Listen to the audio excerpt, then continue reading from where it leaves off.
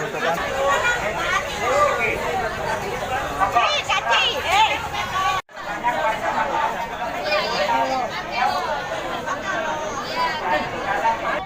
PR terbesar juga ini ditemukan di semua pasar adalah justru yang bukan makanan. Karena sekarang mereka semua di seluruh Indonesia, mungkin di seluruh dunia sedang kesulitan bersaing dengan online. Nah ini ada PR, apakah kemudian mereka ikut program, karena beberapa memang juga sudah diajak untuk jualan secara hibrid. Artinya, tadi ada jualan di tempat, ada jualan online. Nah ini yang memang terus menjadi prioritas dari kami. Saya yakin juga Pak Kursi juga sama ya. Kita dan selalu di setiap pasar ini memang kita harus bisa mencari solusi terbaik untuk warga yang berjualan di luar area pasar. Karena ini logikanya kalau mereka jualan di luar, yang di dalam pasti kalah. Padahal pasar itu sudah kita atur supaya semua adil. Nah cuman ini orang semua mau nyari rezeki, butuh makan. Jadi bukan main pergi, tapi memang harus ada solusinya. Cuma solusinya nggak boleh kelamaan. Nah inilah yang memang telah dilakukan secara gradual bertahap.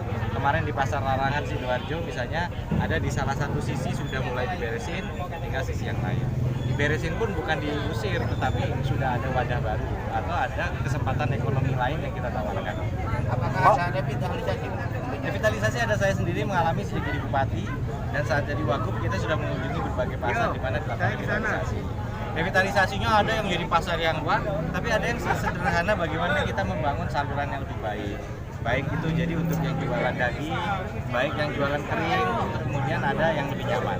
Termasuk areal parkir itu juga dibuat lebih nyaman. Jadi kami akan melanjutkan sekali lagi fokus ini. Fungsi provinsi sekali lagi wakil pemerintah pusat. Jadi kita juga harus bisa menentukan skala prioritas bersama dengan bupati, wali kota, mana saja pasar yang segera harus melakukan pembenahan. Nah ini salah satunya saya boleh katakan pasar Pandaan sudah jadi PR karena banyak sekali ternyata pengunjung dan pedagangnya. Pak Emil, Pak, tadi saya sempat bincang dengan pedagang, kondisinya sepi, gimana Pak? Ya, jadi sepi ada dua, terutama yang mengeluh itu yang jualan bersaing dengan online. Bersaing dengan online. Jadi ini ada PR tersendiri yang kaitannya dengan persaingan antara online dengan offline ini tadi. Apakah itu kenyataan yang kemudian harus kita bantu mereka juga untuk bisa ada sumber ekonomi lain? Ini yang perlu kita pikirkan.